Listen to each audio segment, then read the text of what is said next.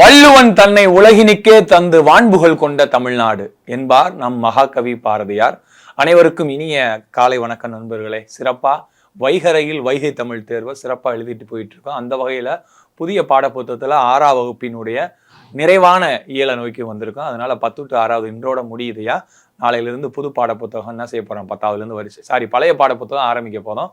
புது பாடப்புத்தகம் இன்றோட முடியுது, சரிங்களா? அதனால இந்த புது புத்தகத்தில் என்னென்ன விஷயங்கள் தப்பு பண்ணியிருக்கிறதுன்றதை கரெக்டாக நீங்கள் என்ன செஞ்சுருப்பீங்க, கிட்டத்தட்ட ஒரு 15 தேர்வுகளில் நீங்கள் தெளிவாக பார்த்துருந்துருப்பீங்க. அதை கரெக்டாக ஞாபகத்தில் வச்சுங்க. நீ வரிசையாக இன்னொரு 15 தேர்வுகள் போகுது, அங்கிட்டு ஒரு 6 தேர்வுகள் தனியாக இருக்குது. கரெக்டாக நம்மளை மேம்படுத்திக்கிறோம், ஒன்றும் பிரச்சனை இல்லை. அதனால் ஒவ்வொரு நாளும் சின்ன சின்ன விஷயங்களை கற்றுக்கிட்டு தான் இருக்கீங்க. ஒவ்வொரு நாளும் ஒரு அனுபவம் நம்மளுக்கு கிடைச்சிட்டு தான் இருக்குது. அந்த நம்பிக்கையோட ஒவ்வொரு நாளும் பயணிங்க. எதையும் பார்ப்போம், எதையும் தாங்கும் இதயம் வேண்டும் அப்படின்னு சொன்னது யாருப்பா? நம்ம அறிஞர் அண்ணா சொல்லியிருப்பாரு. அதனால எல்லாத்தையும் நம்ம கடந்து தான் போகணும். கடந்து போகிறது தான் வாழ்க்கை. அதனால கடந்து போவோம், வாழ்க்கையில் சிறந்து போவோம் என்று சொல்லிக்கொண்டு இன்றைய வைகரையில் வைகை தமிழ் தேர்வில் நம்ம 6ஆம் வகுப்புல என்னது 6, 7, 8, 9 இயல்களில் வினாக்களை நம்ம பார்க்க போகிறோம். போலாமையா காணொலிக்குள்ள வினாக்களுக்குள்ள முதல் வினா, சரிங்களா? கன்னிக்குமரியின் கூந்தலுக்காக காஷ்மீர் தோட்டம் பூத்தொடுக்கும் என்று பாடியவர் யார்? மொழி ஞாயிறு, கவிஞாயிறு, கலைஞாயிறு, தமிழ் ஞாயிறு. சொல்லுங்க. கன்னிக்குமரியின் கூந்தலுக்காக காஷ்மீர் தோட்டம் பூத்தொடுக்கும் என்று பாடியவர் யார்? அழகா நம்ம பாடப்புத்தகத்தில் இருக்கியா? நீங்க படிச்ச ஒன்று தான் பாடல் வரிகள் தான் ரொம்ப ரொம்ப முக்கியம். அதனால 6ஆம் புத்தகத்துல எளிமையான பாடல் வரிகள் தான் இருக்கு, பார்த்து சொல்லுங்க, சரிங்களா? ஆன்சருக்குள்ள போயிருமாயா? யார் சொல்லியிருப்பா? பாரதம் அன்றைய நாற்றாங்கால், சரிங்களா? பாரதம் அன்றைய நாற்றாங்கால், சரிங்களா? அற்புதமான ஒரு பாட்டை யாரு கொடுத்துருப்பா? நம்மளுக்கு தாரா பாரதி கொடுத்துருப்பாரு, சரிங்களா? தெய்வ வள்ளுவன் நெய்த குரல் தான் தேசம் உடுத்திய நூலாடை அப்படின்னு அற்புதமா நம்ம திருக்குறளை மேன்மைப்படுத்தும் வகையில அருமையா தாரா பாரதி பாடியிருப்பார். எழுச்சி மிக்க கவிதைகளை இயற்றுவதில் வல்லவர், திண்ணையை இடித்து தெருவாக்கு என்று சொன்னவர் யாரு? தாரா பாரதி, சரிங்களா? அவர் சொன்னதான் அது. ஆனா தாராபாரதி ஆன்சர் இல்லையா சார் அப்படின்னு நம்ம தேடிட்டு இருக்கிறாரு. அவருடைய பட்டப்பேர் என்ன பேருப்பா? கவிஞாயிறு. அப்ப இதை பாடியவர் யாரு? கவிஞாயிறு தான் பாடியிருப்பாரு. கவி ஞாயிறு, ஞாயிறுன்றா சூரியன். கவிஞாயிறு யாருப்பா? தாரா பாரதி. அவர் இயற்பெயர் ராதாகிருஷ்ணன். தன்னுடைய முதல் அந்த பாதி பேர்ல ராதாவை திருப்பி போட்டா தாரா என்று மாத்திருக்காரு, சரிங்களா? அவ்வளவுதான், வேற ஒண்ணுமே இல்லை. ஆசிரியராக பணியாற்றிருப்பாரு. புதிய விடியல்கள், இது எங்கள் கிழக்கு, விரல் நுனி வெளிச்சங்கள், இதெல்லாம் அவருடைய புகழ்பெற்ற கவிதைகள். எழுச்சியா இருக்கும், ஒரு மோட்டிவேஷனா இருக்குன்னு. வெறுங்கை என்பது மூடத்தனம், உன் விரல்கள் 10 மூலதனம் அப்படின்னு சொன்னவர் யார் தான்? நம்ம தாரா பாரதி அவர்கள் தான்.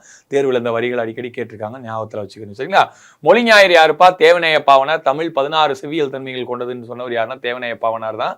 174 பட்டப்பெயர்களை கொண்டவர் நம்ம தேவநேய பாவனார்னு சொல்லுவாங்க.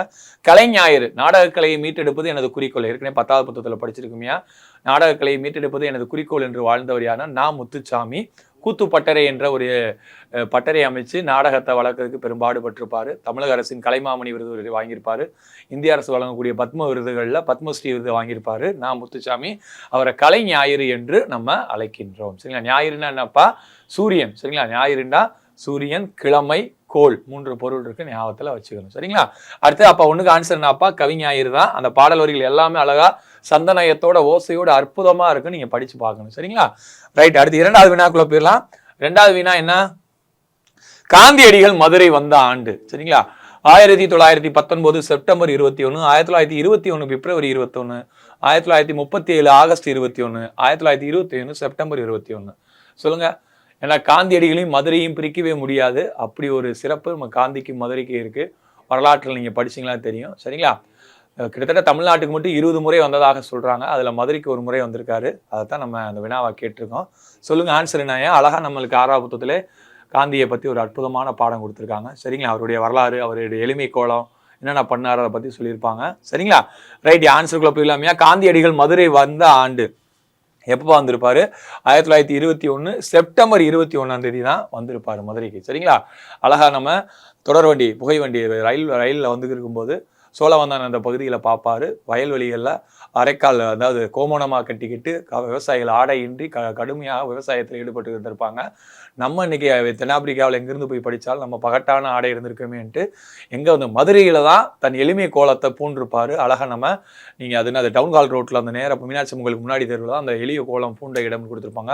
1921, 2021 நூற்றாண்டு விழா கூட இப்போ சிறப்பாக கொண்டாடினாங்க, சரிங்களா? காந்தி கொல்லப்பட்ட பிறகு சரிங்களா? அவருடைய ஆடைகள், அவர் பயன்படுத்திய பொருட்களை பாதி பொருட்கள் பெரும்பான்மை எங்க இருக்கு? நம்ம மதுரை காந்தி மியூசியத்தில் இருக்கு. யாருப்பா? ராணி மங்கம்மாளுடைய அரண்மனை தான் மதுரை காந்தி மியூசியமாக இப்போ பயன்படுத்துகிறோம். அங்கே வச்சுருக்காங்க. கண்டிப்பாக எல்லாரும் போயிருப்போம். கண்டிப்பாக போகணும். எங்கப்பா? காந்தி மியூசியத்துக்கு. அவர் பயன்படுத்தியது, அவர் ரத்த கரைப்பட்ட அந்த ஆடையெல்லாம் மியூசியத்தில், அருங்காட்சியகத்தில் பத்திரமா வச்சிருக்காங்க. சரிங்களா?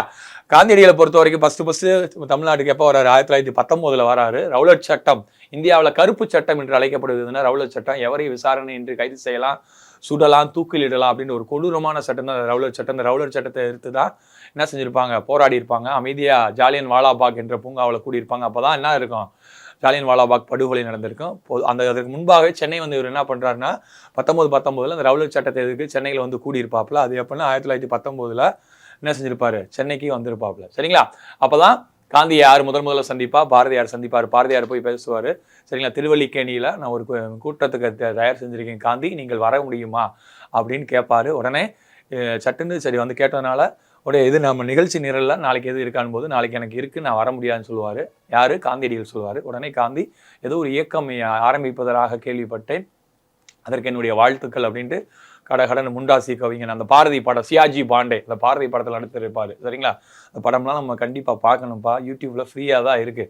பாரதி படம் ஃப்ரீயாக பரிச்சையெல்லாம் முடிச்சுட்டு நம்ம வரலாறு தெரியாமல் வாழ்றது ரொம்ப ரொம்ப கொடுமை. நம்ம பாரதி முண்டாசு கவி, மகாகவி ஸ்டேட்டஸ் வச்சு என்ன செய்ய? வரலாறு தெரியாமல் ஒன்றுமே பண்ண முடியாது. சரிங்களா? அதனால் தயவுசெய்து நம்ம தமிழறிஞர்கள் மதுரை வரலாறு இதெல்லாம் தயவுசெய்து தெரிஞ்சுங்க. எல்லாமே நம்ம கையில் இன்றைக்கி எல்லாருமே ஆண்ட்ராய்டு செல் வச்சுருக்கோம், திறன்பேசி வச்சுருக்கோம். அந்த திறன்பேசியில் அழகாக டைப் பண்ணால் வரப்போகுது. எல்லோரும் 1.5 GB, எல்லோரும் யார் இப்போ நெட்டு போடாமல் இருக்கான்? சரிங்களா? தேர்ந்து அடுத்த உடனே நான் நெட்டுக்காக தேடிடுறேன். காசு இல்லைனாலும் சாப்பிடலினாலும் நெட்டு போகணும்னு நம்ம தேட ஆரம்பிச்சிடும். அந்த அளவுக்கு ஒரு அடிப்படை தேவையாக ஒரு நம்ம கையே உடம்புல இருக்குது, ஆனால் நம்ம 6ஆம் விரலாக கைபேசி நம்மளை வழி நடத்துகிற மாதிரி ஒரு சூழ்நிலையில் இருக்கும். அப்படி அது இருக்கும்போது அழகாக சர்ச் பண்ணி எதுனாலும் தேர்னா கிடைக்க போகுது. நல்ல விஷயங்கள் 1008 இருக்குது, கெட்ட விஷயங்கள் 1,08,000 இருக்குது. நம்மளுக்கு தேவை 1008. அதை நம்ம கரெக்டாக பயன்படுத்திட்டு போயிட்டே இருக்கணும். சரிங்களா? அதனால் அதை பார்த்துக்குங்க. அதெல்லாம் தெளிவாக பாரதியை பற்றி தெரிஞ்சு வச்சுங்க. ரைட்டா?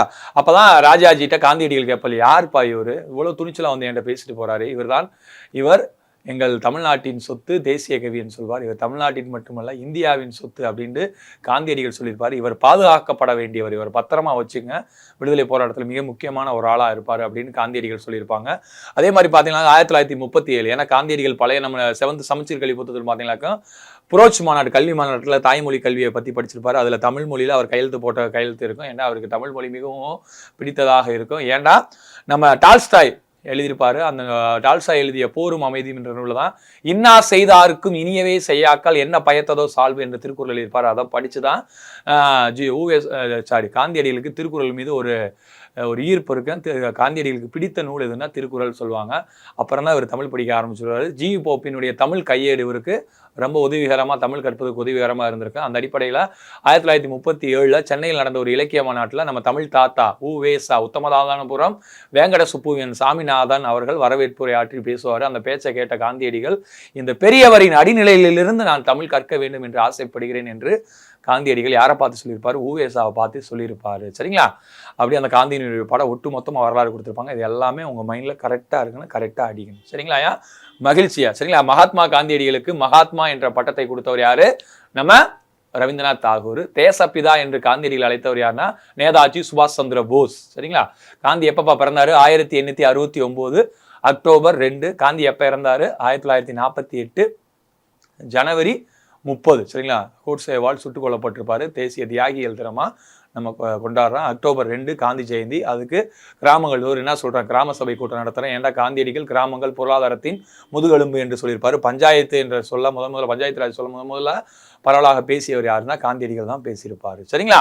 அதெல்லாம் கண்டிப்பாக பார்த்து வச்சுக்கணும். ப்ளஸ் பழைய 10வது புத்தகத்தில் சமச்சீர் கல்வி புத்தகத்தில் காந்தியடிகளை பற்றி அவருக்கு பிடித்த நூல் இது, எப்படி ஹரிச்சந்திர நாடகத்தை பற்றி என்ன நடிச்சுக்கிட்டாரு, இயேசுவினுடைய மலை சொற்பொழிவை படி என்ன தெரிஞ்சுக்கிட்டாப்புல, ஸ்மட்ஸு. சரிங்களா? இவருக்கு செருப்பு தைச்சு கொடுத்துருப்பாரு. அந்த வரலாறுலாம் அந்த பழைய புத்தகத்தில் இருக்குது. எல்லாம் தொகுத்து நம்ம கணியன் பொது தமிழில் இருக்குது. நீங்கள் படித்து தெரிஞ்சுக்கணும். சரிங்களா? ரைட்டுப்பா. அடுத்து 3வது வினாவுக்கு போகலாம். என்ன வினா? வேலு நாச்சியார் யாருக்கு நடுகள் ஏற்படுத்தினார்? சரிங்களா? குயிலி பெரிய மருது உடையாள். சரிங்களா? ஒரு எழுத்து பிழை. சரிங்களா? உடையாள். சரிங்களா? சின்ன மருது. சரிங்களா? யாருக்கு நடுகள் ஏற்படுத்திருக்காங்க? குயிலிக்கா, பெரிய மருதுக்கா, உடையாளுக்கா, சின்ன மருதுக்கா? சொல்லுங்க. சொல்லி ஆன்சர் சொல்லி போயிட்டே இருங்கயா. நேரம் கிடக்குனா செல் எடுத்துலாம் நான் பார்க்கல. கடை நீங்கள் பார்த்துட்டு சொல்லிட்டே வாங்க. ஆன்சர் மட்டும் கரெக்டாக, ஒன்றும் பிரச்சனை இல்லை. ரைட்டா? எல்லாருமே ஆன்சர் சொல்றீங்க. அனைவருக்குமே வாழ்த்துக்கள் தான். சரிங்களா? யாரையும் நம்ம இதெல்லாம் சொல்ல முடியாது. தப்பா சொன்னாலும் நீங்கள் என் பிள்ளை தான். தப்பா ரைட்டாக சொன்னதுனால தாய்க்கு வந்து ரெண்டு ரெண்டு ரெண்டு கண்ணு தான். பிள்ளைகள் எல்லாமே ஒன்று. அது மாதிரி தான் எல்லாமே. நீங்கள் தான் உங்கள் தப்பை சரியாகிங்க, உங்கள் சரியை இன்னும் சரியாகிங்க. அவ்வளோதான், வேறு ஒன்றுமே கிடையாது. சரிங்களா? ரைட்டுப்பா. அப்போ பாருங்க, ஆன்சர் எல்லாம் சொல்லிட்டே இருக்கீங்க. மகிழ்ச்சியா. வேலு நாச்சியார் யாருக்கு நடுகள் ஏற்படுத்தினார்? குயிலிக்கா, பெரிய மருதுக்கா, உடையாளுக்கா, சின்ன மருதுக்கா அப்படின்னு பார்த்தீங்கன்னாக்கா உங்களுக்கு ஆன்சர் நல்லாவே தெரியும். யாருக்குப்பா? உடையாள். யாருப்பா? உடையாளுக்கு தான் ஏற்படுத்தியிருப்பாங்க. உடையாள் யாருப்பா? சரிங்களா? வேலு நாச்சியாரை ஆங்கிலேயரிடம் காட்டி கொடுக்க மறுத்தவர். அதனால் மாடு மேய்ச்சிட்டு இருப்பாங்க. வேலு நாச்சியார் எந்த வழி போனாங்கன்னே அவர் சொல்லாமல் இருந்திருப்பாங்க. அதனால உடையாள என்ன செஞ்சிருப்பாங்க? தலையை 2ஆக வெட்டி கொன்றுவாங்க. அந்த செய்தி வேலு நாச்சியாருக்கு தெரிய வரும். அப்போ காளையார் கோயிலை நோக்கி படையெடுக்க போகும்போது சரிங்களா, அப்போ அந்த உடையாளுக்கு ஒரு நடுகள் ஏற்படுத்தணும்னு இருப்பாங்க. நடுகள் வச்சிருப்பாங்க. அந்த காளையார் கோயில் படையெடுக்கும் போது வேலு நாச்சியார் தன் தாலியை எடுத்து அதில் காணிக்கையை செலுத்திட்டு போருக்கு போவாங்க அப்படின்ற செய்தி நம்ம பாடப்புத்தகத்தில் இருக்கும். அப்படி நடுகள் யாருக்கு ஏற்படுத்தியிருப்பாங்க? உடையாளுக்கு எடுத்திருப்பாங்க. இந்திய போராட்ட வரலாறு, சுதந்திர போராட்ட வரலாற்றில் ஆங்கிலேயரை எதிர்த்து ஆயுதம் ஏந்தி போராடிய முதல் பெண்மணி யாருன்னா வேலு நாச்சியார் தான். தென்னிந்தியாவை தன்னந்தனியே ஆண்ட முதல் பெண்ணரசி யாருன்னா ராணி மங்கம்மாள். சரிங்களா? வட இந்தியாவில் ஆங்கிலேயர் ஆயுதம் ஏற்று போராடிய பெண்மணி யாருன்னா ஜான்சி ராணி அப்படின்னு நான் வச்சுக்கணும். ஆனால் இந்தியாவில் ஃபஸ்ட்டு பெண் ஆங்கிலேயர் எதிர்த்த யாருன்னா வேலு நாச்சியார் தான். சிவகங்கை மாவட்டத்தை சேர்ந்தவங்க. செல்லமுத்து சேதுபதி சக்கந்தி முத்தாத்தாள் இணையருக்கு மகளாக ஒரே மகளாக பிறந்திருப்பாங்க. ஒரு மகள்னால அவங்கள அற்புதமாக என்ன செய்வாங்க? வாழையட்டம், சிலம்பு, துப்பாக்கி எல்லா பயிற்சியுமே கொடுத்துருப்பாங்க. இவருக்கு முத்து வடுகநாதருக்கு என்ன செஞ்சுருப்பாங்க? திருமணம் முடிச்சு கொடுத்துருப்பாங்க. இந்த முத்து வடுகநாதர் நயவஞ்சகமாக என்ன செஞ்சிருப்பாரு? 1772 கொல்லப்பட்டிருப்பார். 8 ஆண்டுகள் திண்டுக்கல்ல மறைமுகமாக இருந்து மைசூர் அலியினுடைய படைகளை திரட்டி பெரிய மருது, சின்ன மருது, அவருடைய அமைச்சர் தாண்டவராயன் ஆகியோருடைய ஒரு மிகப்பெரிய ஒரு தொலைநோக்கு பார்வையோட 8 ஆண்டுகள் காத்திருந்து என்ன செய்வாங்க? வெற்றிகரமாக சிவகங்கை சீமையை மீட்பாங்க ராணி வேலு நாச்சியார் அம்மையா அவர்கள். சரிங்களா? அவருடைய காலம் பார்த்தீங்கன்னாக்கா 1730 to 1796. 1772 கணவர் கொல்லப்படுவார். 8 ஆண்டுகள் காத்திருந்து 1780 சிவகங்கையை கைப்பற்றியிருப்பாங்க ராணி வேலு நாச்சியார். சரிங்களா? அதில் குயிலி. சரிங்களா? குயிலி ஒரு அற்புதமான தமிழ் பெயர். சரிங்களா? குயிலி அம்மா. சரிங்களா? அந்த காளையார் கோயில் விஜயதசமி அன்னைக்கு தான் என்ன செய்வாங்க? அந்த காளையார் கோயிலை கைப்பற்ற போவாங்க. அப்போ ஆங்கிலேயருடைய ஆயுத கிடங்குல வெடிகுண்டா மாறி உள்ள விழுந்து ஆயுதங்களை வெடிக்க செய்து அந்த வெற்றி பெறதுக்கு முதல் காரணமாக இருந்திருப்பாங்க. குயிலி தான் இருந்திருப்பாங்க. இவங்க வரலாற்றில் பார்த்தீங்கன்னாக்க இந்திய வரலாற்றில் முதல் தற்கொலை பெண்மணி யாருன்னா, தற்கொலை பெண்மணி யார் இருப்பாங்கன்னா குயிலி அவர்கள் இருப்பாங்க. சரிங்களா? பெரிய மருது, சின்ன மருது மிகப்பெரிய ஒரு வேலு நாச்சியாருக்கு ஒரு படைபலனாக இருந்து ஆங்கிலேயர்கள் விரட்டி அடிப்பதில் உறுதுணையாக இருந்திருப்பாங்க. சரிங்களா? அந்த பாடத்தை அழகாக தெளிவாக பார்த்து வச்சுக்கணும். தனியாக சுதந்திர போராட்டத்தில் அஞ்சலை அம்மாள், அம்பூஜத்தம்மாள், ராணி வேலு நாச்சியார் பழைய 8வது புத்தகத்தில் ஒன்று இருக்கும். சரிங்களா? இங்கேயும் நீங்கள் தெளிவாக பார்த்து வச்சுக்கணுங்க. சரிங்களா? ரைட்டியா? அப்போ அடுத்து 4வது வினாவுக்கு போகலாம். 4வது வினா, வேலு நாச்சியார் கற்ற மொழிகளில் வேறுபட்டது எது? ஆங்கிலம், தமிழ், கன்னடம், பிரெஞ்சு. ஏன்னா அவங்க பல மொழிகள் தெரிஞ்சதுனால தான் ஈஸியாக வந்து என்ன செய்ய முடிஞ்சுச்சு? அவங்க மைசூர் அலி, ஐதர் அலிலாம் ஈஸியாக பேச முடிஞ்சு. அப்படி அவங்களுடைய இப்போ வேறுபட்ட மொழி ஆங்கிலம், தமிழ், கன்னடம், பிரெஞ்சு எது சொல்லுங்க? அவங்க இப்போ அறிந்திராத மொழி. ஆன்சர் சொல்லுங்கயா. சரிங்களா? ரெடியாக தயாராக இருக்கணும். கடகடன்னு அடிக்கணுங்கயா. சரிங்களா? வேலு நாச்சியார் கற்ற மொழியில் வேறுபட்டது ஆங்கிலமா, தமிழா, கன்னடமா, பிரெஞ்சா? சரிங்களா? ஆன்சர் சொல்லாமாப்பா? எல்லாருமே ஆன்சர் சொல்லிட்டுருங்க. மகிழ்ச்சியா? என்னது 4க்கு என்ன ஆன்சருப்பா? C answer. அவங்களுக்கு எதுனா தெரியாது. கன்னடம் தெரியாது. என்ன தெரியும்? உருது தெரியும். சரிங்களா? அப்போ வேறுபட்ட மொழி எதுப்பா? உருது மொழி தான் தெரியும். கன்னடம் தெரிஞ்சிருக்காது. சரிங்களா? கரெக்டாக ஞாபகத்தில் வச்சுக்கணும். ஏற்கனவே தமிழ் நூல்களில் கன்னட மொழிகள் நிறைய நூல்களை தமிழ் மொழிக்கு மொழிபெயர்த்து யாரு பார்த்துருக்கோம்? பாவண்ணன் அவர்கள் நம்ம பார்த்து வச்சிருப்போம். கன்னட மொழியிலிருந்து நிறைய நூல்களை நம்மளுக்கு தமிழில் மொழிபெயர்த்தவர் யாருன்னா பாவண்ணன் அப்படின்னு 7வது 8வது புத்தகத்தில் படிக்கும் போது படிச்சிருப்போம். ஞாபகத்தில் வச்சுங்க. தமிழ், தெலுங்கு, மலையாளம், கன்னடம் இந்த 4 தான் திராவிட பெருமொழிகள் என்று அழைப்போம். சரிங்களா? ரைட்டு. பிரெஞ்சுன்னொடனே நம்மளுக்கு யார் வருவார்? அழகா வாணிதாசன் ஞாபகம் வரணும். சரிங்களா? பிரெஞ்சு அரசினுடைய செவாலிய விருது பெற்றவர் நம்ம வாணிதாசன் அவர்கள் தான். சரிங்களா? இப்போ தமிழ், பிரெஞ்சு கையகர முதலிய வெளியிட்டவரும் வாணிதாசன் அவர்கள் தான். தமிழ்நாட்டு தாகூர், தமிழ்நாட்டின் வேட்ஸ்வொர்த்து, கவிஞரேறு, பாவலர் மணி என்றெல்லாம் அழைக்கப்படுவர் யார் தான்? வாணிதாசன். எங்கே பிறந்தாருப்பா?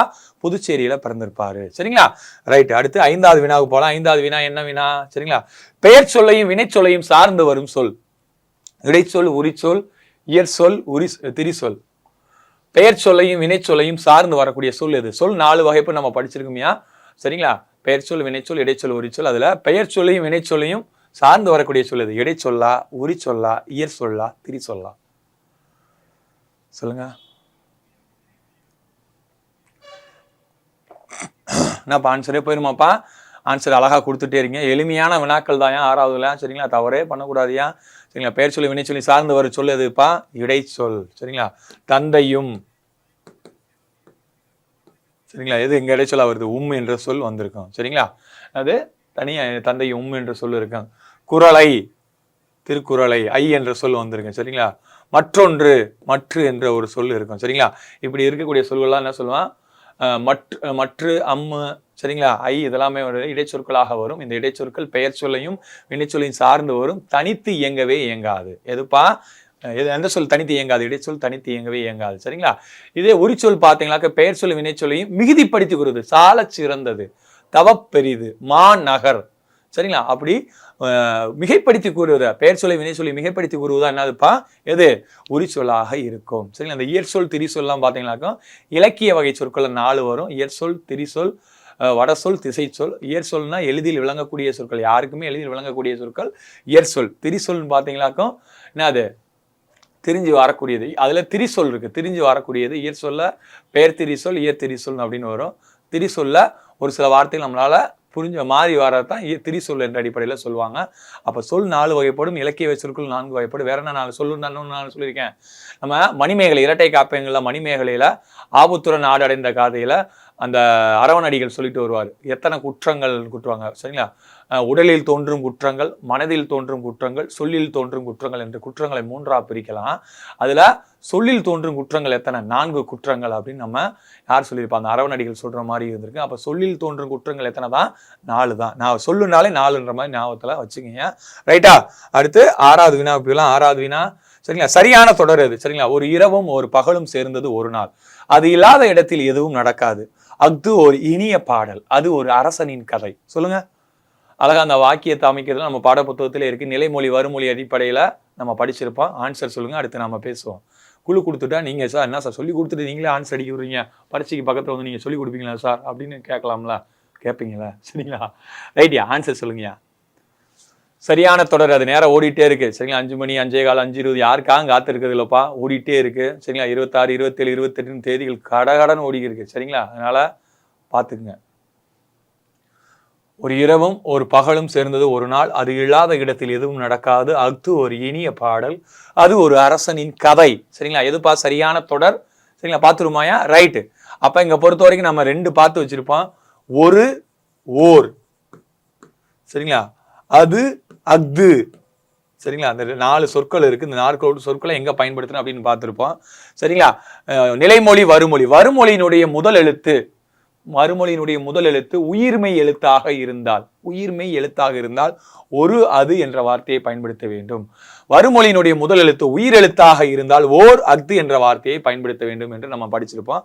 அந்த அடிப்படையில பாருங்க. இப்ப அஃது ஓர் இனிய பாடல் இருக்கு. இப்ப சரிங்களா? இப்ப வருமொழியினுடைய முதல் எழுத்து என்னப்பா இருக்கு? உயிர் எழுத்தாக இருக்கு. அப்ப எப்படி போகணும்? அஃது. சரிங்களா? அதே மாதிரி இங்க இப்படி எடுத்துக்கிட்டாலும் நீங்க பாருங்க. இனிய, இங்க வருமொழியின் முதல் எழுத்து என்ன இருக்கு? ஈ இருக்கு. அப்ப என்னது? ஓர் வரும். சரிங்களா? அப்ப அஃது ஓர் இனிய பாடல் என்பதுதான் சரியான பதில். சரிங்களா? கரெக்டா இது திரும்ப திரும்ப கேட்டுட்டே இருக்காங்க. அப்ப அந்த புக் பேக்ல 6வது புக்கத்துல இருக்கு எடுத்துக்காட்ட வச்சே கொஸ்டின் மறுபடியும் கேட்டுட்டு இருக்காங்க.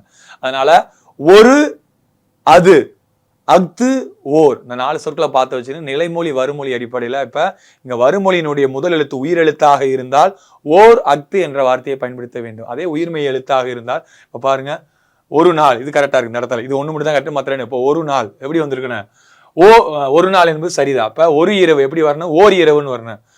ஓர் பகலா ஒரு பகலா? ஒரு பகல்னு வரணும். இங்க ஒரு நாள் சரிதான். அஃது இது என்னது? உயிர் எழுத்து இருக்கு. அப்ப அது எப்படி வரணும்? அஃது இல்லாத இடத்தில் சரிங்களா என்னது? எதுவும் நடக்காது. அஃது ஓர் இனிய பாடல் சரியா இருக்கு. அது ஒரு என்னதுப்பா? இங்க அது ஒரு, அஃது ஒரு அப்படின்னு போடணும். சரிங்களா? ஒரு இங்க அஃது ஓர் போட்டு இங்க அரசனின் வரனால ஒரு அரசனின் கதை என்று வரணும். சரிங்களா? அந்த அடிப்படையில் நீங்க புரிஞ்சு வச்சிருப்பீங்க. கரெக்டா மைண்ட்ல வச்சுக்கீங்க. சரிங்களா? அடுத்து 7வது வினா. என்ன வினா அப்படின்னு பாத்தீங்களா? கன்னி என்பது டேஸ் அடிகளால் பாடப்படும் பாடல் வகை. 2 அடிகளால் பாடப்படும் பாடல் வகை, 3 அடிகளால், 4 அடிகளால், 5 அடிகளால். சொல்லுங்க. கன்னி. சரிங்களா? ரன்னகரம் 2 சுழின்னா பெண்ணை குறிக்கும், 3 சுழின்னா இங்க பாடல் அடிகளை குறிக்கக்கூடியது. சரிங்களா? சொல்லுங்க. கன்னி, பராபர கன்னி. சரிங்களா? கன்னினால மேக்சிமம் தாய்மானவர் பாடல்கள் இருக்கு. அதே மாதிரி நம்ம இஸ்லாமிய தாய்மானவர் குணங்குடி மஸ்தான் சாஹிப் நந்தீஸ்வர கன்னி, எக்கால கன்னி, கன்னின்னு பாடியிருப்பாரு. அதனால அவர் இஸ்லாமிய தாய்மானவர் நம்ம அழைப்போம். கன்னி என்பது எத்தனை அடிகளால் பாடப்படும் பாடல் வகைப்பா? சூப்பர், சரிங்களா? அழகா ஆன்சர் சொல்லிட்டே வாரீங்க. என்னதுப்பா? 2 அடிகளால் பாடப்படும் பாடல் வகை. சரிங்களா? எத்தனை அடிகளால் பாடப்படுதுப்பா? 2 அடிகளால் பாடப்படுதான் கன்னி என்பது பாடல். ஒரு சிறந்த ஓரதுகை பெற்ற 2 அடிகள் அளவத்து வருது அப்படின்னு சொல்லுவாங்க. நம்ம தமிழ் விடுவது தூதிலையும் பாருங்க, கன்னிகள் தான் 2 அடிகளாக இருக்கும். அதே மாதிரி தாய்மானவருடைய பாடல்களும் 2 கன்னிகளாக இருக்கு. தமிழ் விடு தூதில் எத்தனை கன்னிகள் இருக்கியா? 268 கன்னிகள் இருக்கு. சரிங்களா? 268 கன்னிகள் இருக்கு. நீங்க படிச்சிருப்பீங்க. டிஎன்பிசியில் கேட்ட கேள்வி ஞாபகத்தில் வச்சுக்கோங்க. வாயில் இலக்கியம், சந்து இலக்கியம், தூது இலக்கியம் என்றால் அழைக்கப்படுவது எதுனா நம்ம தூது 96 வகை சிற்று இலக்கியங்களை ஒன்று. சரிங்களா?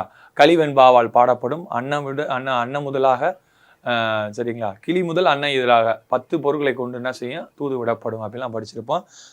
தூதை முதல்ல பதிப்பித்தவர் யாருன்னா, தமிழ் விடு தூதை முதல்ல பதிப்பித்தவர் யாருன்னா உவேசா 1930 பதிப்பித்திருப்பார். சரிங்களா? ரைட்டுப்பா. அப்ப கன்னி என்பது எத்தனை அடிப்பா? 2 அடிகளால் பாடப்படுவது. சரிங்களா? அடிதோறும் 2 சீர்கள் வந்தா என்னதுப்பா? குரல் அடின்னு சொல்லுவான். அடிதோறும் 2 சீர்கள் வந்தா, அடிதோறும் 3 சீர்கள் வந்தா அது என்னது? சிந்தடின்னு சொல்லுவான். அடிதோறும் 4 சீர்கள் வந்தா அளவடின்னு சொல்லுவான். அடிதோறும் 5 சீர்கள் வந்தா நெடிலடின்னு சொல்லுவான். 6 அல்லது அதற்கு மேற்பட்டு வந்தா களி நெடிலடி என்று சொல்லுவோம். சரிங்களா? அடி எத்தனை வகைப்படும்? 5 வகைப்படும். குரலடி, சிந்தடி, அளவடி, நெடிலடி, களி நெடிலடி. அப்ப 2, 3, 4, 5 அதுக்கு ஞாபகத்தில் நீங்க வச்சுக்கணும். சரிங்களா? எப்படி வேணாலும் நம்ம வச்சுக்கலாம். நம்ம படிக்கிறது நம்மளுக்கு உள்ளதா இருக்கு. சரிங்களா? எனக்குள்ள இருக்கிறதுனால வெளியே வருது. உங்களுக்குள்ள இருந்தா வெளியே வரத்தான் போக போகுது. சரிங்களா? பாத்திரம் நம்புன்னு என்ன தப்ப செய்யும்? வலியத்தானே செய்யும். வலியாமல் இருக்க போதா? இருக்காது. சரிங்களா? நம்ம அச்சய பாத்திரமாக தான் இருக்கணும். அள்ளி கொடுத்தாலும் குறையவே கூடாது. நம்ம அறிவு வளம் பெற்றுக்கிட்டே வரணும். அதனால நம்பிக்கையா இருங்க, பார்த்துக்கலாம். குரூப் 2 வரப்போகுது, குரூப் 1 வரப்போகுது, குரூப் 2 வருது. தொடர்ச்சியாக இருக்கணும். இந்த 6 மாதம் எல்லாத்தையும் தூக்கி போட்டு போட்டித் தேர்வுக்காக உங்களை அர்ப்பணிங்க. கண்டிப்பாக உங்களுக்கு என்ன கிடைக்கும்? உங்கள் அர்ப்பணிப்புக்கு பணி கிடைக்கும். ஒரு அற்புதமான ஒரு பணி காத்திருக்கு. அதனால உங்களை அர்ப்பணிக்க தயாராகுங்க. சரிங்களாயா? அடுத்து 8வது வினா. என்ன வினா? கோமுகி என்பதில் கோடிட்ட வார்த்தையின் பொருள். பசுவின் முகம், காளையின் முகம், குதிரையின் முகம், முகம். சொல்லுங்க. கோமுகி. அழகா அற்புதமா நம்ம இரட்டை காப்பியங்கள் சிலப்பதிகார மணிமேகலையில அழகா அந்த பாடல் இருக்கும், இந்த பாடல் வரிகள் இருக்கும். கோமுகி. சொல்லுங்க. கேள்வி சரியா பார்த்து அடிக்கணும். சரிங்களா? வேகம் அடிக்கிறது தப்பு இல்லை, அதை விவேகம் அடிக்கணும். புரியுதாப்பா? விவேகத்தோட இருக்கணும். சொல்லுங்க சொல்லுங்க சொல்லுங்க. 8 வச்சிருவோமாப்பா? 8 வச்சிருவோம் கண்டிப்பா. எங்க 8 வைக்கிறான்? தமிழ்நாடு அரசு பொது தேர்வு ஆணையத்துக்கு 8 வைக்கிறான். கேட்டுக்கிட்ட நிற்கிறான், அந்த ஆர்டரோட நிற்கிறான், ஒரு ஃபோட்டோவை எடுக்கிறான். ஃபேஸ்புக்கு, வாட்ஸ்அப்பு, அப்போ ட்விட்டரு, டெலகிராமு என்னென்ன இருக்கோ எல்லா இதுலேயும் போடலாம். தப்பே கிடையாது. நம்ம அடையாளத்தை அடைஞ்சிட்டோம், அது தப்பு இல்லை. பொய்யா போட்டாலும் தப்பு, மெய்யா போட்டால் எதுவுமே தப்பு இல்லை. சரிங்களா? அப்போ கோமுகி, உங்கள் கொஸ்டினை கவனிச்சுக்கணும். நீங்கள் கோமுகினோடனே உங்கள் மைண்டில் என்ன இருக்கும்? பசுவின் முகம் கண்டிப்பாக உங்கள் மைண்டில் இருக்கும். கோ என்றால் பசு, முகி என்றால் முகம் அப்படின்னு உங்களுக்கு நல்லாவே தெரியும். கொஸ்டின் நான் கேட்டிருக்கேன், முகி கோடிட்ட வார்த்தைன்னு கேட்டிருக்கேன். எதுக்கு கோடிட்டு இருக்கு? முகி இருக்குன்னு தான் கோடிட்டு இருக்கு. அப்போ ஆன்சர் என்ன? என்னப்பா தங்கங்களே, என்னப்பா? முகம் என்பது தான் ஆன்சரு. சரிங்களா? என்ன சார் அப்படின்னு கூடாது. சரிங்களா? கரெக்டாக பார்த்து அடிக்கணும். நான் சொல்லிட்டேன், சின்ன சின்ன டிஸ்ட்டு இருக்கும். வாழ்க்கையில் திருப்பங்கள் இருந்தால் தான் மாற்றங்கள் நல்லா இருக்கும். அப்படி திருப்பங்கள், நிறைய திருப்பங்களை உங்களுக்கு கொடுத்துட்ருக்கேன். ஏன்டா உங்களை எல்லாரையும் திரும்பி பார்க்க வைக்கணும்ல, அதானே என் வேலை. சரிங்களா? அதுக்காண்டி தான் நம்ம காலையில் 5 மணிக்கு வந்துருச்சு எல்லாத்தையும் விட்டுட்டு நீங்களும் உட்காந்துருக்கீங்க, நானும் உங்களுக்கு நடத்திட்டு இருக்கேன். ரைட்டாப்பா? மனசுல வச்சுங்க. ரைட்டா? அப்ப கோமுகி. சரிங்களா? கோமுகின்னா பசுவின் முகம், அதுல முகின்னா முகம், கோன்னா பசு அப்படின்னு பார்த்துருப்பீங்க. அழகா நம்ம மணிமேகலை அச்சய பாத்திரம், எங்க ஆபுத்திரன் மணிபல்லவத்தை அச்சய பாத்திரம் அவங்க கையில கிடைச்சிருக்கோம். அதைத்தான் நம்மளுக்கு 6வது புத்தகத்தில் அற்புதமா கொடுத்துருக்காங்க. ஏற்கனவே 9th புத்தகத்துல மணிமேகலையில நம்மளுக்கு இந்திர விழாவை பத்தி ஒரு அற்புதமா பாடம் கொடுத்துருப்பாங்க. அதையும் ஞாபகத்தில் வச்சுக்கணும். இது 2 தான் நம்மளுக்கு மணிமேகலை பொறுத்த வரைக்கும் இருக்கு. சரிங்களா? அழகா மணிமேகலை மணிபல்லவத்தை அந்த போயிருப்பாங்க. அப்ப அவங்க புத்த பீடிகையை காவல் செய்து வருவங்க தான் யார்? எந்த பெண்மணி? தீவத் இலகை என்பவங்க புத்த பீடியை காவல் காத்துட்டு இருப்பாங்க. அப்போ அவங்க யாருமானோடனே இந்த மாதிரி நான் மணிமேகலை இங்கேருந்து வந்திருக்கணுன்னே சூப்பரமாக எல்லாருக்கும் இந்த பாக்கியம் கிடைக்காது. இங்கே வந்திருக்க கோமுகி, இது இதுன்னா பசு முகம் போல இருக்கு, நாமங்க பசுவின் முகம் போல இருக்கக்கூடியது. இதில் தான் புத்த பீடிகை இருக்குது. நான் வணங்கிட்டு வரேன். எப்போ? வைகாசி மாதம் முழு நிலவு, வைகாசி பௌர்ணமி, சித்ரா பௌர்ணமி முடிஞ்சு அடுத்து என்னப்பா? வைகாசி பௌர்ணமி தான். ஒரு மாதம் அப்போ தேய்பிரை இருக்குது, அடுத்து ஒரு மாதம் கண்டிப்பாக பௌர்ணமி தான். சரிங்களா? அப்போ வைகாசி முழு நிலவு அன்று என்னப்பா சரியும்? என்ன செய்யும்? அச்சய பாத்திரம் தோன்றும். இது முன்னொரு காலத்தில் ஆபுத்திரன் கையில் இருந்துச்சுன்னு சொல்லியிருப்பாங்க. கரெக்டாக இவங்க அந்த சித்ரா பௌர்ணமிக்கு அன்னைக்கு அது வைகாசி பௌர்ணமி அன்னைக்கு தான் வந்துருந்துருப்பாங்க. போய் நிற்பாங்க, அந்த அச்சய பாத்திரம் தோன்றும், கையில் வைப்பாங்க, அவங்களுக்கு கிடச்சிடும். உடனே தீவதிலகை ஷாக்கு, சரிங்களா, அந்த பாத்திரம் யாருக்கெல்லாம் கிடைக்காது, நீ ஏதோ ஒரு புண்ணியம் பண்ணியிருக்குமா, உனக்கு கிடைச்சிருக்கு, இதை வச்சு நீ அரசியல்களை செய்யுது அப்படின்னு என்ன செஞ்சிருப்பாங்க, வாழ்த்தி அனுப்புவாங்க. உடனே என்ன செய்வாங்க, மணிமேகலை நான் வஞ்சி மாவனருக்கு போய் அரசியல்களை செய்கிறேன், இங்கே எங்கள் ஆட்டை முதல்ல பிச்சை ஏற்பாங்க. ஆதிரையிடம் முதல்ல பிச்சை ஏற்பு என்ன செய்வாங்க, அறப்பணிகள் செய்வாங்க. அழகா அதில் நம்மளுக்கு கொடுத்துருப்பாங்க. அரவணப்படுவது யாதன கேட்பின் உரையாது உண்டியும் உடையிலும் இல் அப்படின்னு அழகா மணிமேகலை அந்த 9th புத்தகத்துல இப்போ புக் பின்னாடி இருக்கு. உண்டி கொடுத்தோர் உயிர் கொடுத்தோரே, புறநானூறுல குடப்புலவினார் சொல்லியிருப்பாரு, மணிமேகலையில சீத்தலை சாத்தனார் சொல்லியிருப்பாரு. சரிங்களா, சங்கம் என்ற சொல்லை முதலில் பயன்படுத்தியவர் இருந்தா நம்ம சீத்தலை சாத்தனார் தான் சங்கம் என்ற சொல்லை முதல்ல பயன்படுத்தியிருப்பார். சரிங்களா, அடுத்து வாங்க 9வது வினாவுக்கு போவோம். சரிங்களா, கதையை பூரா சொல்லிட்டேன், இப்போ ஆன்சர் சொல்லிருங்க. அமுத சுரபியின் சிறப்பை அறிந்தேன், இப்போதே உணவிடுகின்றேன் என்றவர் யார்? சொல்லுங்க. இது மாதிரி தான் இப்போ நான் உங்களுக்கு குழு கொடுத்துட்டு ஒரு கேள்வி கேட்டேன். இதே மாதிரி 100 வினாக்கள்ல ஒரு கேள்வி உங்களுக்கு தெரியாமல் இருக்குன்னா உடனே ஆன்சர் அடிக்காதீங்க, அந்த கேள்வியை விட்டுருங்க. விட்டுட்டு கொஸ்டினில் லைட்டாக ஒரு சின்ன ரவுண்டு கூட வச்சுக்கிட்டு இந்த கேள்வி அடிக்கலைன்னு ஞாபகத்தில் வச்சுக்கணும். 100 கொஸ்டின் நீங்கள் அடிச்சுட்டு வரும்போது அது ரிலேட்டடான கொஸ்டின் பின்னாடி அமைந்திருக்கும். ஒரு பொறுத்துகளை எளிமையாக இருக்கும். இங்கே அடிச்சு 4 ஆப்ஷனில் எதை எடுக்கணும் முட்டி மோதிக்கி இருப்போம். அங்கே ஒரு பொறுத்துகளை ஒரு ஆன்சர் வந்தால் வேற ஒரு கேள்விக்கு வேற ஒரு நாள் அந்த ஒரு ஆன்சர் இங்கே பொருந்துற மாதிரி இருக்கும். அதனால் என்ன செய்யணும், ஒரு கேள்வி அப்பயே முடிக்கணும்னு நினைக்காதீங்க. சரிங்களா, எப்படினாலும் 200 போனோம், நம்ம என்ன போடணும், 200 எத்தனை ஏ எத்தனை பி எத்தனை சிடி 200 வரணும். 201 வரக்கூடாது, 199 வரக்கூடாது. 200 நம்ம சேட் பண்ணுவோம், கண்டிப்பாக 200 வந்துடும், பிரச்சனையே கிடையாது. அதனால் நீங்கள் எப்படினாலும் தப்பா அடிக்கலாம், இதை எண்ணி பார்க்குற போது கண்டுபிடிச்சிடலாம். சரியா, அதனால் ஒரு கேள்வி தெரியலன்னா கரெக்டாக அதை மட்டும் மார்க் பண்ணிவிட்டு அடுத்த கேள்வியிலேருந்து கரெக்டாக அடிச்சுட்டு வாங்க. அவசரப்பட்டு முதலே அடிக்கணும்னு அடிக்காதீங்க. ஒயிட்னர் யூஸ் பண்ண முடியுமாப்பா, யூஸ் பண்ணலாம் கூடாது. சரிங்களா, அங்கே போய் ஒயிட்னர் கேட்டுக்க முடியுமா, யூஸ் பண்ணாலும் மதிப்பெண்கள் குறைக்கப்படும் என்று நம்மளுக்கு விதிமுறையில் நிறைய தடவை சொல்லியிருக்காங்க. இந்த குரூப் 2 மெயின்ஸ் பேப்பரில் நிறைய பேப்பர் திருத்தாமலாம் ரிசல்ட் கொடுக்க விடாமல் இருக்காங்க. சரிங்களா, அப்படிலாம் இருக்குப்பா, பார்த்து வச்சுங்க. ரைட்டா, ரைட்டுப்பா. ஆன்சர் எல்லாருமே எளிமையான சார், போங்க சார் நீங்கள் அப்படின்னு மாதிரி. அமுத சுரபியின் சிறப்பை அறிந்தேன், இப்போது உணவிடுகின்றேன் யாருன்னு சொல்வா? யார்கிட்ட போய் பிச்சை வாங்கியிருப்பாங்க? ஃபஸ்ட்டு ஆதிரி எடுத்தா வாங்கியிருப்பாங்க. யாருடைய உதவியால் கிடைச்சிச்சுன்னா அச்சய பாத்திரம் தீவதிலகை. யாருடைய மணிமேகலின் தோழி தான் யாரு? சுதமதி. மணிமேகலினுடைய தோழி யாருப்பா? சுதமதி. சுதமதி தான் மணிமேகலினுடைய தோழியாக இருந்திருப்பாங்க. சரிங்களா, அடுத்து பார்த்தீங்கன்னாக்க மணிமேகலைன்னு கொடுத்துருக்காங்க. மணிமேகலை யாருடைய மகள்ப்பா? கோவலன் மாதவி மகள் தான் மணிமேகலை. சரிங்களா, இவர் திருமணம் முடிய யார் பின்தொடருவான்? உதயகுமாரன். பழைய 9th சமச்சீர் கல்வி புத்தகத்தில் இருக்கு. ஆபுத்திர நாடு அடைந்த காதை 24வது காதை நினைக்கிறேன். 30 காதையில 24வது காதை நம்மளுக்கு அற்புதமாக கொடுத்துருப்பாங்க. அதில் நிறைய அறிஞர் பொருள் இருக்கு. அதெல்லாம் அடிக்கடி கொஸ்டின் கேட்டிருக்காங்கப்பா. அதனால தயவுசெய்து என்ன சார், புது புத்தகம் படிக்கவா பழைய புத்தகம் படிக்க, ரெண்டுமே படிக்கணும். சிலபஸ் அடிப்படையில் படிச்சுட்டு இருக்கீங்க, படிச்சு வச்சிருக்கீங்க. ரெண்டுமே தொகுத்து நம்மகிட்ட கணியன் பொது தமிழ் இருக்கு, வாய்ப்பு இருக்குங்க, வாங்கி படிச்சுங்க. சரிங்களா, அப்போ அந்த மணிமேகலை திருமணம் முடிக்க யார் பின்தொடருவான்? உதயகுமாரன் என்பவன் பின்தொடருவான். அப்போதான் மணிமேகலா தெய்வம் அவங்களுக்கு ஒரு 3 வரங்களை கொடுக்கும். சரிங்களா, வான்வழி செல்லவும், பசியற்று இருக்கவும், சரிங்களா, வேண்டும் எந்த உருவம் வேண்டாலும் எடுத்துக்கலாம் அப்படின்னு ஒரு 3 வரத்தை கொடுத்துருப்பாங்க. அதன் மூலியமா உதயகுமாரிடமிருந்து தப்பிச்சு மணிபல தோவி அச்சய பாத்திரத்தை கைப்பற்றி கொடுப்பாங்க. அள்ளி கொடுத்த அழகா ஜாக்பாட் ஒரு படம் வந்துச்சாப்பா. ஜோதிகாவும் ராதிகாவும் நடிச்சிருப்பாங்க. ராதிகான்றேன், ரேவதி நடிச்சிருப்பாங்க. அழகா அந்த பாத்திரத்தை வச்சு அற்புதமா அந்த அச்சய பாத்திர கான்செப்ட்ல ஒரு நகைச்சுவை கலந்த ஒரு அற்புதமான படம். வாய்ப்பு இருக்கும்போது பாருங்க. சரிங்களா, ரைட்டியா. அடுத்து வாங்க 10வது வினாவுக்கு போயில. இதான் மணிமேகலை ஒட்டுமொத்த வளர்ச்சி. மணிமேகலை என்ன நூல்ப்பா? பௌத்த நூலா சமண நூலா? பௌத்த நூல். சரிங்களா, மணிமேகலை எழுதியவர் சீத்தலை சாத்தனா. அவர் பிறந்த ஒரு திருச்சி, மதுரைக்கு வந்தனால மதுரை குலவாணியன் என்று அழைக்கப்படுகிறார். சரிங்களா, தாவரங்களின் உரையாடல் சிறுகதை தொகுப்பில் இடம்பெற்றுள்ளது எது? சரிங்களா, தாவரங்களின் உரையாடல் சிறுகதை தொகுப்பில் இடம்பெற்றுள்ளது எது? தேசாந்திரி, கதாவிலாசம், உபபாண்டவம், பாதம். சொல்லுங்க. சரிங்களா, தேசாந்திரி, கதாவிலாச, உபபாண்டவம், பாதம். உங்களுக்கு பார்த்தோன்னே தெரியுது யார் எழுதிய நூல்கள், கண்டிப்பாக உங்களுக்கு தெரிஞ்சிருக்கும். சரிங்களா, அதன் அடிப்படையில் கரெக்டாக சொல்லுங்கள்.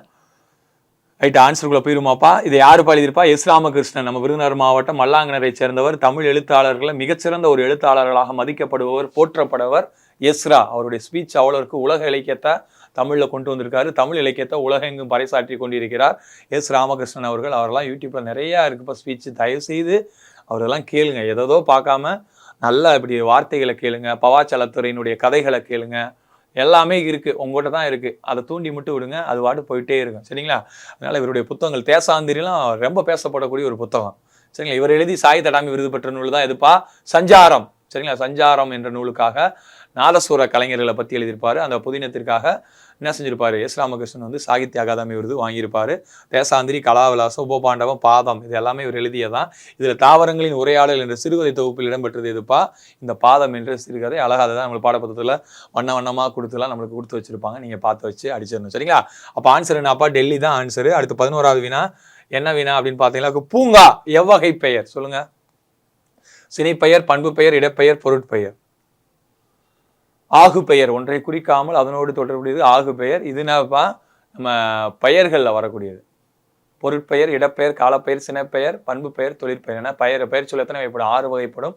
கண்டிப்பாக ஒரு வார்த்தை கொடுத்து கேட்டுக்கே இருப்பாங்க. நேற்று முந்தா நாள் நைட்டு, சரிங்களா, முந்தா நாள் நைட்டு கூட நம்ம வெள்ளிக்கிழமை லைவ் பார்க்கும்போது பார்த்துட்டு இருந்தோம். சரிங்களா, நான் வச்சுங்க அன்னைக்கு கூட இடப்பெயர்கள் பார்த்து ஒரு 10 கொஸ்டின் கொடுத்துருந்தேன். அது வெள்ளிக்கிழமை 7 மணிக்கு இலக்கண லைவ் போயிட்டு தாயா இருக்குது. காலையில் 5 மணிக்கு நம்ம எப்பயும் போல் வைகரையிலிருந்து வைகை தமிழில் தொட்டுட்டு இருக்கோம். வைகையத்தை தொட போகிறோம். சரிங்களா?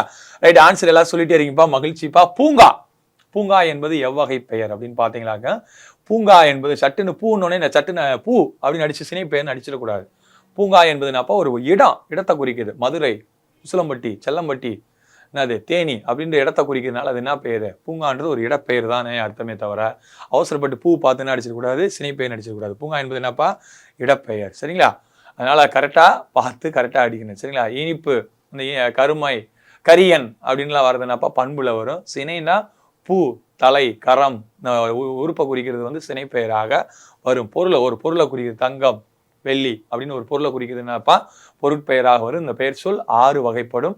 வினா 6 வகைப்படும். குற்றியலுகரம் 6 வகைப்படும். யாப்பின் உறுப்புகள் 6, பகுபத உறுப்புகள் 6, எல்லாமே 6 ஞாபகத்தில் வச்சுங்க. சரிங்களா? அடுத்து 12வது வினாவுக்கு போயிடலாம்.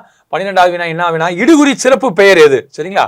நம்ம தமிழை பொறுத்த வரைக்கும் மிக முக்கியமான ஒரு பண்பா சொல்லப்படுறது, தமிழ்ல வந்து எல்லா சொல்லும் பொருள் குறித்தினவேன்னு சொல்லுவாங்க. நிறைய காரண பெயர்கள் நம்மள்ட்ட இருக்கு, அர்த்தம் உள்ள பொருள் உள்ள பொருள்கள் தான் இருக்கு. அப்படி தமிழ்ல காரண பெயர்கள் அதிகம், இடுகுறி பெயர்கள் குறைவு. அந்த அடிப்படையில் அந்த கொஸ்டின் அதில் காரண பொதுப்பெயர், காரண சிறப்பு பெயர், இடுகுறி பொதுப்பெயர், இடுகுறி சிறப்பு பெயர் இருப்பாங்க. இல்லை இடுகுறி சிறப்பு பெயர் எதுன்னு கேட்டிருக்கேன். மரம், மண், மா, நாற்காலி. சொல்லுங்க. 6வதுலாம் ரொம்ப ரொம்ப எளிமையாக அடிச்சுட்டு போயிடணுமையா. 6, 7, 8 3மே நம்ம கொஞ்சம் மேலோட்டமாக தான் இருக்குது. 9th 10th தான் நமக்கு தமிழில் அவ்வளவு தகவல்கள் இருக்குது. இலக்கியமாக இருக்கட்டும், இலக்கண குறிப்பு 9th 10th மட்டும்தான் இருக்குது. அதெல்லாம் தெளிவாக பார்த்து வச்சு அடிச்சுட்டு போயிட்டே இருக்கணும். சரிங்களா? 37 கொஸ்டின் வரைக்கும் இலக்கணத்தில் கேட்குறாங்க. எல்லாமே அந்த 33 ரேஞ்சாக 3மே ஈக்குவல் பண்ணுற மாதிரி தான் கொஸ்டின்ஸ் எல்லாம் இருக்குது. நல்லா முக்கியத்துவம் கொடுத்து பாருங்கள். நீங்கள் 95க்கு மேலே அடிச்சிட்டிங்களா நம்பிக்கையாக அடுத்து நம்மளுக்கு தைரியமாக இருக்கலாம். ஏன்னா தெரிஞ்ச தமிழில் தப்பு விட்டுறக்கூடாதுக்காண்டி தான் இந்த பெருமுயற்சி. அதில் நீங்கள் கண்டிப்பாக உயர்ச்சியை அடையணும், வேறு வேலையே கிடையாது. ரைட்டா? அப்போ இடுகுறி சிறப்பு பெயர் ஆன்சர் சூப்பர்ப்பா, எல்லாரும் கொடுத்துட்ருக்கீங்க. இடுகுறி பெயர்னா என்னப்பா, ஒரு பெயருக்கு வைத்ததுக்கு எந்த ஒரு காரணமே இல்லாமல் இருக்கிறது இடுகுறி பெயர். சரிங்களா? அப்போ பார்த்தீங்கன்னாக்க மரத்துக்கு என்னதுப்பா, இடுகுறி பெயர் தான். ஆனால் இடுகுறி பொது பெயர். எல்லா மரமுமே பொதுவான பெயர் மரம் தான். அரச மரம் தான், ஆலமரம் தான், மாமரம் தான். சரிங்களா? ஆனால் அதில் மாமரம் மரம் என்பது பொது பெயர். அதில் மாமரத்தை மட்டும், மானா பெரிய மரம், ஒரு மரத்துக்கு மட்டும் மாமரம் என்று தனித்துவமா சொல்றான். அப்போ மரம் என்பது இடுகுறி பெயர். மரத்திலே வந்து ஒரு மரத்தை மட்டும் மாமரம் என்று சொல்றதுனால அது என்ன பெயர், இடுகுறி சிறப்பு பெயர். இப்போ மா என்பதுனாப்பா இடுகுறி சிறப்பு பெயர். மரம், மண் ரெண்டுமே இடுகுறி பெயர் தான். ஆனால் எல்லா மண்ணுக்கு பொதுவாக இருக்கனால இடுகுறி பொது பெயர், மரமும் இடுகுறி பொது பெயர் வரும். நாற்காலி. சரிங்களா? நம்ம தமிழில் எந்த பெயர்கள் அதிகம் சொன்னேன், காரண பெயர்கள் அதிகம் சொன்னேன். 4 கால்கள் இருப்பதனால அதை என்ன சொல்லுவோம், நாற்காலி என்று நம்ம அழைப்போம். சரிங்களா? அப்போ ஒரு காரணம் இருக்கு, அதனால என்னதுப்பா, காரண பெயர். நாற்காலி என்பது என்னதுப்பா, காரண பெயர். சரிங்களா? ஞாபகத்தில் வச்சு. பறக்கிறதுனால அதுக்கு பேர் என்ன பேருப்பா, பறவை. சரிங்களா?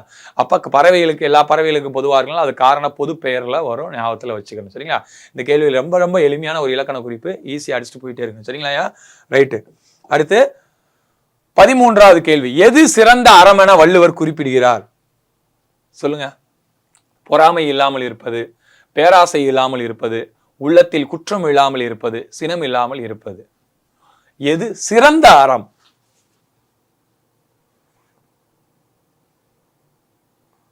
சரிங்களா? சொல்லுங்க. எதுப்பா சிறந்த அறம்? போன தேர்வில், நேற்று நடந்த தேர்வில் என்ன பார்த்தா, எது நிலையான செல்வம் என்று பார்த்தா, ஊக்கம், உள்ளம், உடைமை, பொருளுடைமை நில்லாது நீங்கிவிடும் அப்படின்னு பார்த்தா, எது நிலையான செல்வம்னா ஒரு மனிதனுக்கு ஊக்கம் அப்படின்னு பார்த்தா, அதே மாதிரி இந்த திருக்குறள் எது சிறந்த அறம் அப்படின்னு கேட்கிறாரு வள்ளுவர். சொல்லுங்க சரிங்களா? எதுப்பா சிறந்த அறம்? ஆன்சர் சொல்லுங்க. கரெக்டாக அந்த அதான் சொல்லியிருக்கேன், பாடப்புத்தகத்தில் இருக்க திருக்குறளை பொருளோட படித்து வச்சுக்கணும். மேக்சிமம் பின்னாடி அந்த புக் பேக் வினாக்கள்லையும் இந்த மாதிரி அறிஞ்சொரு பொருள் கொடுத்து அதில் திருக்குறள் கேள்வி கேட்குற மாதிரிலாம் கேட்டிருக்காங்க. ஞாபகத்தில் வச்சு அடிக்கணும். சரிங்களா?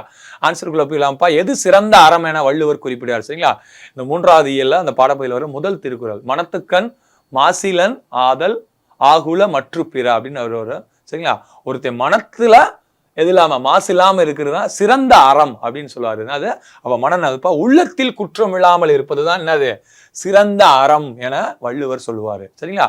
அடுத்த திருக்குறளை சரிங்களா, அவா வெகுளி இன்னாச்சொல் பேராசை இவை 4ம் அப்படின்னு வரும் அந்த திருக்குறள். அது 4 இருக்கும். அது என்னதுப்பா? அறமாக கொள்ளப்படுது. இது இல்லாம இருக்கிறது இது 4. சரிங்களா? பொறாமை இல்லாமல் இருப்பது, பேராசை இல்லாமல் இருப்பது, சினம் இல்லாமல் இருப்பது. சரிங்களா? அவா வெகுளி அழுக்காறு, அவா வெகுளி, வெகுளினா கோபம் சினம். சரிங்களா? அவாண்ட பேராசை இல்லாமல் இருக்கிறது. அடுத்து பார்த்தீங்களா சினமின்ன அச்சம் சினம் இல்லாமல் கோபம் இல்லாமல் இருக்கிறது அப்படின்னு ஒரு 4 பண்பு இருக்கிறது. அது அறம் என்று குறிப்பிடுவார் வள்ளுவர். அந்த 4 அவா வெகுளி இன்னாச்சொல், அவா வெகுளி இன்னாச்சொல் இன்னொன்று இருக்கு, பார்த்து வச்சுங்க. சரிங்களா? மொத்தம் 4 தான் அறம் என்று சொல்வார். அதுல எது சிறந்த அறம் தான் சொல்வார்னா, உள்ளத்தில் குற்றம் இல்லாமல் இருப்பதுதான் மனத்துக்கண் மாசிலனாதல் மற்றதன் ஆகுல மற்று பிற அப்படின்னு அற்புதமான அந்த திருக்குறள்ல ஒருத்தர் மனதளவுல குற்றம் இல்லாமல் இருக்கிறது தான் சிறந்த அறம் என்று வள்ளுவர் குறிப்பிடுகிறார். அந்த 2 திருக்குறளுமே பார்த்து வச்சுங்க. ரெண்டுமே ஒன்று அறத்தை பத்தி சொல்லுது, எது சிறந்த அறம்னு சொல்லுது. சரிங்களா? அதனால திருக்குறள் முக்கியம், இது சத்தியம். சரிங்களா? ரைட்டுப்பா. அப்ப 13க்கு ஆன்சர் என்னப்பா? சி. 14வது வினாவுக்கு போயிடலாம். காட்டும் கருணை உடையவரை என்றும் கண்ணிய வாழ்வை உடையவராம் என்று அன்பு மொழி பேசியவர் யார்? சொல்லுங்க. இது ஒரு பாடல் குறிப்பு தான், உங்களுக்கு நல்லாவே தெரியும். காட்டும் கருணை உடையவரை என்றும் கண்ணிய வாழ்வை உடையவராம் என்று அன்பு மொழி பேசியவர் யார்? முடியரசன், தாராபாரதி, கவிமணி, பட்டுக்கோட்டை, கல்யாண சுந்தரம். யார கடந்து போயிட்டே இருக்கு, 5:30 தாண்டி போயிட்டு இருக்குமியா. சரிங்களா? பாருங்க பாருங்க பாருங்க. சரிங்களா? பார்த்துருமாயா? அழகா அற்புதமான ஒரு பாட்டு. நம்ம யாரை பத்தி கொடுத்துருக்காங்க? நம்ம புத்தரை பத்தி கொடுத்துருப்பாங்க. அந்த யாகசாலையில ஆடுகளை பலியிடுவதற்காக இருப்பாங்க. அப்ப புத்தர் போய் கொல்லக்கூடாது, கொல்லாமை என்பது தவறு அப்படின்ட்டு சொல்லி திருத்திருப்பாரு. அதைத்தான் சரிங்களா சரிங்களா பிம்பிசாரர் கொல்ல போயிருப்பாரு. புத்தர் போய் அதை தடுத்து இருந்திருப்பாரு. சரிங்களா? ரைட். அதைத்தான் நம்மளுக்கு பாட்டில் அற்புதமா கொடுத்துருப்பாங்க. அந்த புத்தரில் வரலாற்றை சொல்லக்கூடிய நூல் தான் Light of Asia, Edwin Arnold எழுதியிருப்பாரு. அதை தமிழ்ல ஆசியாவின் ஜோதி என்று நம்ம கவிமணி தமிழ்ல மொழிபெயர்த்திருப்பாரு. சரிங்களா? அதுல இருந்து அற்புதமான பாடல். அப்ப அந்த பாடல் வேறு யாருடையது? கவிமணி தேசிய விநாயகத்தினுடைய விருது தான் இது. சரிங்களா? அந்த கவிமணி தேசிய விநாயகத்தை பொறுத்த வரைக்கும் 36 ஆண்டுகள் ஆசிரியராக பணியாற்றியிருப்பார். கன்னியாகுமரி மாவட்டம் தேரூரில் பிறந்தவர். உமர் கய்யாம் பாடல்கள், சரிங்களா, பாரசீக கவிஞர் உமர் கய்யாம் பாடல்களை தமிழில் மொழிபெயர்த்தவர். ருபாயத் என்ற பேர்ல. ருபாயத் என்பது எத்தனை அடிச்செயல்னா 4 அடிச்செயல் அப்படின்னு இருக்கு. பின்னாடி 9th புத்தகத்துல வரும், சமச்சீர்களை பார்க்கும்போது பார்த்துக்கிறோம். சரிங்களா? அதனால முடியரசனை பார்த்தாங்க. இங்க வந்து நானிலம் படைத்தவன் அந்த பாட்டுல தமிழுடைய சிறப்பை சொல்ற மாதிரி இருக்கும். தாராபாரதி என்ன பார்த்தோம், அந்த கல்வியை பத்தி சொல்ற மாதிரி நான் பாரதம் அன்றைய நாற்றாங்கால். சரிங்களா? அதை பத்தி இருக்கு. கல்வியை பத்தி யாரு? பட்டுக்கோட்டை கல்யாண சுந்தரம் பத்தி. ஏன் படித்தோம் என்று இருந்து விடாது, ஏட்டில் படித்ததோடு மறந்து விடாது அப்படின்னு அழகா சொல்லியிருப்பாரு நம்ம பட்டுக்கோட்டை கல்யாண சுந்தரம். அப்ப ஆறுபா காட்டும் கருணை உடையவரை என்று கண்ணிய வாழ்வை உடையவராம் என்று பாடியவர் யாருன்னா கவிமணி தேசிய விநாயகம், நாஞ்சில் நாட்டு கவிஞர் என்று அழைக்கப்படுகிறார். ரைட்டாப்பா. அடுத்து 15வது வினா. என்ன வினா? பிறருக்கென முயலுனர் உண்மையானே என்று பாடியவர் யார்? இளம்பெரும் வழுதி, உக்கிரப்பெருவழுதி, மாறன் வழுதி, பிசிராந்தையர். சொல்லுங்க யாருன்னு. பிறர்க்கென முயலுனர் உண்மையானே. என்ன சார் இது? இல்லையா சார்? பாட்டு வரி மட்டும் தானே இருக்கு. அப்ப பாட்டு வரி பார்த்தா அதை யாரு பாடினாங்க நம்ம கண்டுபிடிக்கணும் இல்லையா? 11th 12th புத்தகத்துல அந்த பாட்டு இருக்கு. 6வது புத்தகத்துல நம்மளுக்கு அந்த கடைசி பாடம் மனிதாபிமானத்தை பத்தி அழகா யாரு ஃபர்ஸ்ட் வள்ளலாறு, 2வது நம்ம அன்னை தெரேசா அம்மா, 3வது பாத்தீங்களாக்கு நம்ம மலாலாவை பத்தி கைலாஸ் சத்தியாரத்தை பத்தி கொடுத்துருப்பாங்க. நீங்க படிச்சிருப்பீங்க. சரிங்களா? அழகா அவங்களுடைய செயல்பாடுகள் இருக்கிறத பார்த்துருப்பீங்க. அதுல இந்த பிறருக்கென முயலினர் உண்மையான யார் பாடியிருப்பா? இளம்பெரு வழுதி, உக்கிரப்பெழுது வழுதி, மாறன் வழுதி, பிசிராந்தையர் அப்படின்னு கொடுத்துருக்கீங்க. சரிங்களா? பார்த்துருமா யாரு? அற்புதமான ஒரு புறநானூற்று பாடல் நம்ம 12th தமிழ் புத்தகத்துல இருக்கு. உண்டாள் அம்ம இவ்வுலகம் இந்திரர் அமிழ்தம் இயவதாயினும் இனிதன தமியர் உண்டலும் இலரை துஞ்சலும் இலர் பிறர் அஞ்சுவது அஞ்சி புகழெனின் உயிரும் கொடுக்குவர் பழியனின் உலகுடன் பெரினும் கொள்ளலார் அப்படின்னு புறநானூற்று பாட்டு இருக்கும். சரிங்களா? பிறர்க்கெனதான் முயலுவாங்க, தமக்கென இருக்க மாட்டாங்க அப்படின்ட்டு யார் பாடியிருப்பா? கடலுள் மாய்ந்த இளம்பெரும் வழுதி பாடிய ஒரு அற்புதமான பாடல் கொடுத்துருக்காங்க. புகழெனின் உயிரும் கொடுக்குவர் பழியனின் உலகுடன் பெரினும் கொள்ளலார் அப்படின்னு பாடியவர் யாரு தான்? கடவுள் வாய்ந்த இளம்பெருவெளி தான். சரிங்களா? இந்த உக்கிர பெருவெளி எங்க வருவாரு? சரிங்களா?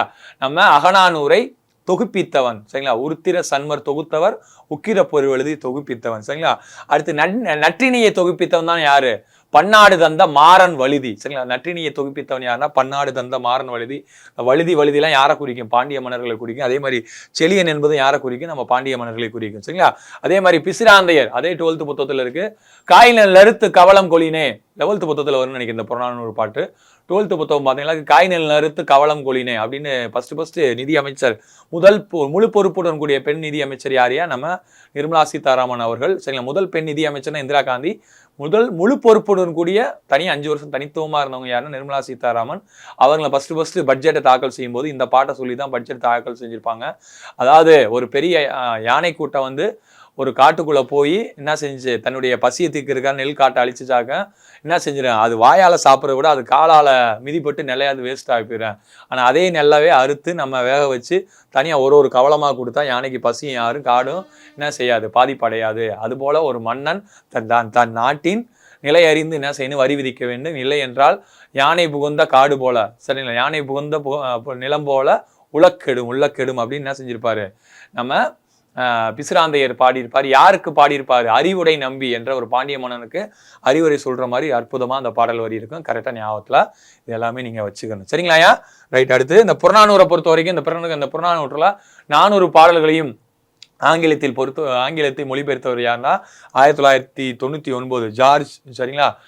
George L Hart. சரிங்களா? The 400 songs war and an anthology of the classical language Purananuru the war and wisdom அப்படின்னு வரும். 1999 400 பாடல்களுமே ஆங்கிலத்தில் மொழிபெயர்த்திருப்பாரு. சரிங்களா? அடுத்து 16வது வினா என்ன வினா அப்படின்னு பார்த்தீங்கன்னா மலாலா தினம். சரிங்களா சார், மலாலா பத்தி தானே சார் இருக்கு, மலாலா தினம் இல்லையா சார் அப்படின்னு நினைக்கக்கூடாது. மலாலாவை பத்தி தேடணும். அவங்க என்னென்ன பண்ணாங்க, என்னென்ன புத்தகம் எழுதியிருக்காங்க, அதெல்லாம் நம்ம தெரிஞ்சுக்கிற வேண்டிய பொறுப்பு நம்மகிட்ட இருக்கு. ஞாபகத்தில் வச்சுங்க. சரிங்களா? மலாலா தினம் சொல்லுங்க. மலாலா தினம் என்னைக்குப்பா? அவங்க பிறந்த நாளை தான் ஐநா சபையின ஒரு மிகச்சிறந்த மிக குறுகிய வயது சிறிய வயதுல வந்து முஸ்லீம் பெண்களுடைய கல்விக்காக போராடி இருப்பாங்க. அதனால தலிபான் தீவிரவாதிகளால் சுடப்பட்டிருப்பாங்க. இப்போ இங்கிலாந்தில் வசிச்சுட்டு வராங்க. விரைவில் நான் பாகிஸ்தான் பிரதமராகி இதெல்லாம் மாற்றங்களை கொண்டு வரேன்னு சொல்லியிருப்பாங்க. சரிங்களா? உங்களுக்கு குறைந்த வயதில் வரலாற்று நோபல் பரிசு 6 துறைகளுக்கு கொடுக்குறாங்க. 1901 நம்ம ரவீந்திரநாத் தாகூர் 1915 வாங்கியிருப்பாரு. நோபல் பரிசு பெற்ற முதல் இந்தியர் அப்படின்னு நம்ம படிச்சிருப்போம். அந்த நோபல் பரிசை குறைந்த வயதில் பெற்ற பெண்மணி யாருன்னா தான்? மலாலா அவர்கள் தான். சரிங்களா? அவங்க இந்த போராட்டத்துக்கு ஈடுபட்டதுனால அவங்களை கௌரவிக்கும் போட்டு ஐநா சபை அவருடைய பிறந்த நாள் ஜூலை 12 என்ன அறிவிச்சிருக்காங்க? மலாலா தினமாக அறிவிச்சிருப்பாங்க. ஜூலை 18 என்ன தினம்ப்பா? நெல்சன் மண்டாலா தினம். தமிழ்நாடு தினம் கொண்டாடுவோம். சரிங்களா? ரைட். ஜூன் 8 என்ன? ஜூன் 21 என்ன? கமெண்ட் பாக்ஸில் கமெண்ட் பண்ணுங்க. ஜூன் 8 என்ன தினம்? ஜூன் 9 பரிசு எழுத போகிறோம். அதனால ஜூன் 8 என்ன தினம்னு பார்த்து வச்சுங்க. ஜூன் 21 என்ன தினம்ப்பா? அவங்களுக்கு நல்லாவே தெரியும். என்னது? யோகா தினம். சர்வதேச யோகா தினம் 2015 இந்திய அரசு கேட்டுக்கொண்டு இருக்கிறப்ப ஐநா சபை உலக யோகா தினம் அறிவிச்சிருப்பாங்க. யோக கலையின் தந்தை யாருப்பா? பதஞ்சலி. சரிங்களா? திருவிளையாட புராணத்தை எழுதியவர் பரஞ்சோதி முனிவர். யோக கலையின் தந்தை யாருன்னா பதஞ்சலி முனிவர். சரிங்களா? ரைட்டுப்பா. ஜூன் 8 மட்டும் கமெண்ட் பண்ணுங்க சட்டுண்டு. சரிங்களா? அடுத்து 17வது வினாவுக்கு போயிடலாம். 17வது வினா என்னப்பா வினா? ஒரு பொருளின் இயல்பை மிகைப்படுத்தி கூறுவது. இயல்பு நவிழ்ச்சி அணி, தன்மை அணி, உயர்வு நவிழ்ச்சி அணி, புகழ்ச்சி அணி. சொல்லுங்க.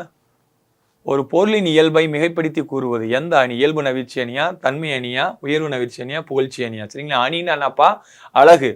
சரிங்களா? அணின்னாப்பா அழகு. சரிங்களா? பெண்களுக்கு எப்படி அணிகலன்கள் முக்கியமோ அது போல ஒரு செயலுக்கு அழகு முக்கியம்.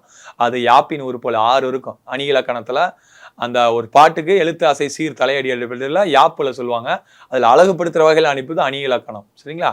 ரைட். அப்போ அணின்னாப்பா அழகு. ஒரு பொருளின் இயல்பை மிகைப்படுத்தி கூறுதுன்னா அணிப்பா.